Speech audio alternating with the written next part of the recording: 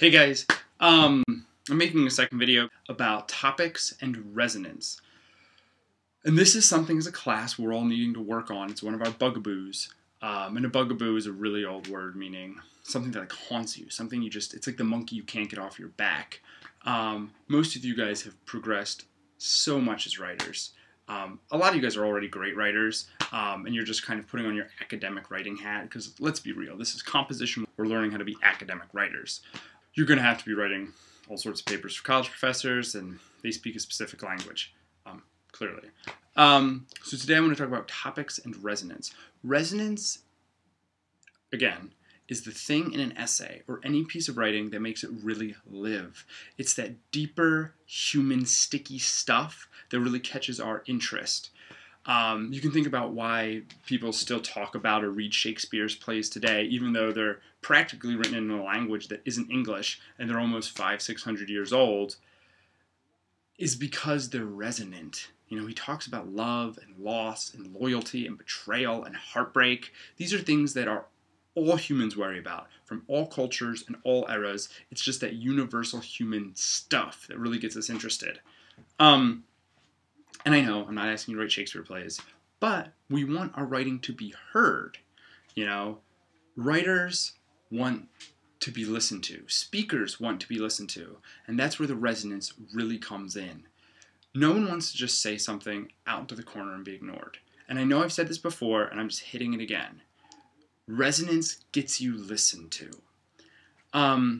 So you clearly want to be resonant in the thesis, because that's when you really grab your audience in and they go, okay, I'm going to commit to reading a 4 to 6 page paper because I can see clearly that maybe you're talking about the Amazing Spider-Man. I don't care about that, but I can feel how it talks to me. You've explained how this communicates to me. It's going to resonate in my heart or my mind, and you're going to have a ready listener.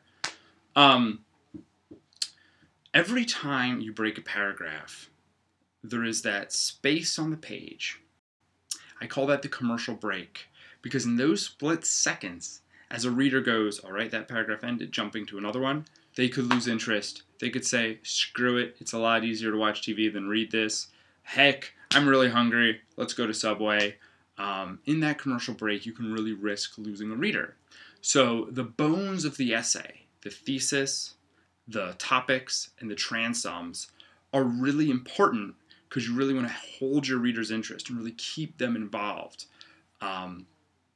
That's why it's really important in composition, and we've developed these habits, that you really want to punch the major idea of the paragraph at the beginning of it, and you want to remind them about the major idea at the end of it, if you're writing a summative, or remind them of the major idea and prepare them for the next major idea if you're writing a transitive.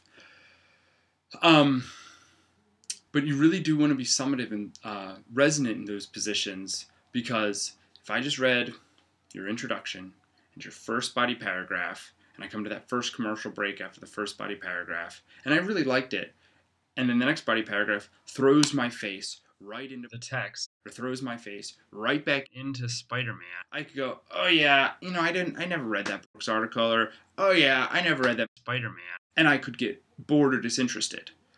So you want your topic to be that big idea. You want it to be resonant, so that even though I had that split second in the commercial break to think about going to Subway, you remind me about a big universal human topic, something that's really going to keep my interest. So you're going to talk about the bigger idea that you're really talking about, whether it's greed or love or vengeance or innocence, or how our children are getting corrupted, or how our future's not as good as it used to be for our parents or their parents' parents.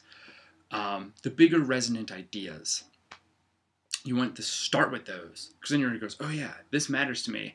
And then you lead them into the next claim, which is a text-based one, which is an ARG. So you start with the resonant claim, then you move into a text-based claim, and it's like a funnel. You're funneling your reader back down into the meat of it, the evidence, and the textual analysis, and then you funnel back out, and you're making that analysis relate back to your bigger idea about love or justice or loss or children, the bigger resonant claims. So again, we're going to revisit this image. This shows, hopefully it makes more sense now, the weaving in and the weaving out. The resonance in the thesis comes from the how. You explore that specifically in the topic, and then that comes back up through the resonant analysis. So in every paragraph, you need that resonance to really control where you're going. It gives you direction. You always want to keep your reader's interest. That's why you want your claims more resonant. You don't just want to, after the commercial break, slam their face right back into the book that you're presenting, because they might not care about that text, but you make them care by being the writer and connecting it to love, loss, universal themes, bullying, anxiety. I'm just throwing words out there. Sorry about that. But yeah, you definitely want to be resonant in your topic sentences. It's key to having writing that really speaks, writing that people want to read. So there you go. Hopefully that helped you understand topics and resonance. Good luck working on all of your essays. Bye-bye.